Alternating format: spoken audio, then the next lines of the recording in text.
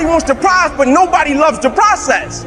Everybody wants to be a champion, but nobody's willing to put in the work that it takes to be a champion. Everybody wants to hold up the trophy and say, man, I did it, but nobody's willing to put in the work that it takes to do it. I love the process.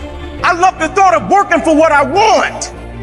And I firmly believe you're never supposed to wish for it more than you're willing to work for it. But a lot of people, they wish, and they're not willing to work.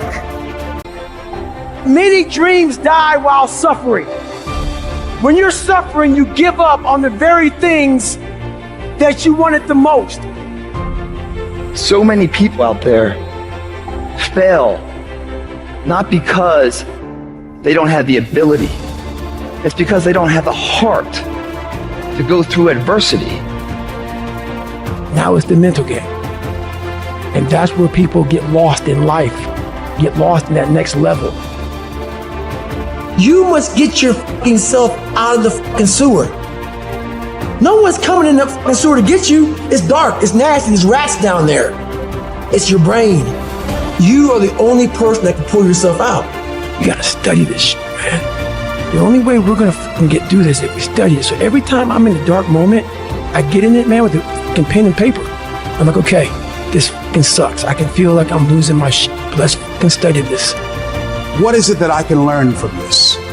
What corrective action do I need to take that will unlock the door to unlimited powers and possibilities that I have within myself? Let's come out of this motherfucker genius. The easiest thing in the world to do is to complain. The easiest thing in the world to do is to be negative. It takes work to have a perspective that see things on the right side of the coin. You got to fight for that. It takes work to show up every single day, and when things are not playing in our favor, to say, you know what, man, I'm gonna still show up, and I'm gonna give everything I got to it because I value what I'm a part of. It takes work to have the right perspective. You're gonna need some energy. You're gonna need something that's so powerful. You're gonna need something when real life happens. You're gonna need some energy that can get you going and get you through this. You've got to ask yourself, what's your why? What motivates you? What pushes you? What drives you? You gotta have a why. You gotta have a reason for why you do what you do. The problem with some of y'all, the reason why you don't give 120% because you ain't got a why for what you do. What is it that will give you the drive? What is it that will ignite the courage in you to get up and come back again and again and again? How is it that you would be able, what reasons that can tap into that deep down feeling that goes to your gut, that no matter how many times you get knocked down, that you're coming back?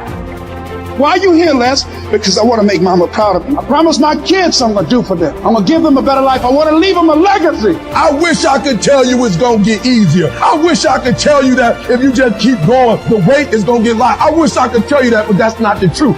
The truth is, you gotta find something within.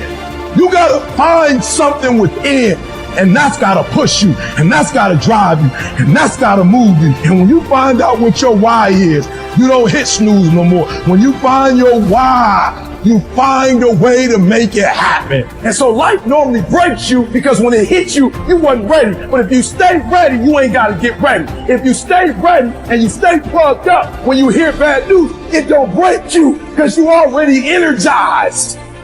Whatever you want, you got to be willing to accept whatever come with it. You don't judge a person by where they stand in times of comfort and convenience. You judge them by where they stand in times of challenge and controversy. Like when you work for something, it gives you a different type of attachment to it. The harder you work, the harder it is to surrender. That's why cats can give up so easy. They ain't got nothing invested. They ain't worked for it. They ain't sacrificed for it. But when a cat work for something, like when a cat been sacrificed for something, well, you gonna have a cold day in hell before you take it from them. Because they value it different. It's a dog fight. It hasn't been easy. It's a dog fight. You have a dream and then life pumps you and say, do you really want this? It's a part of it, but I paid too much. It's been rough. It's been hard, but I've made up in my mind that I will get a reward for the pain I go through.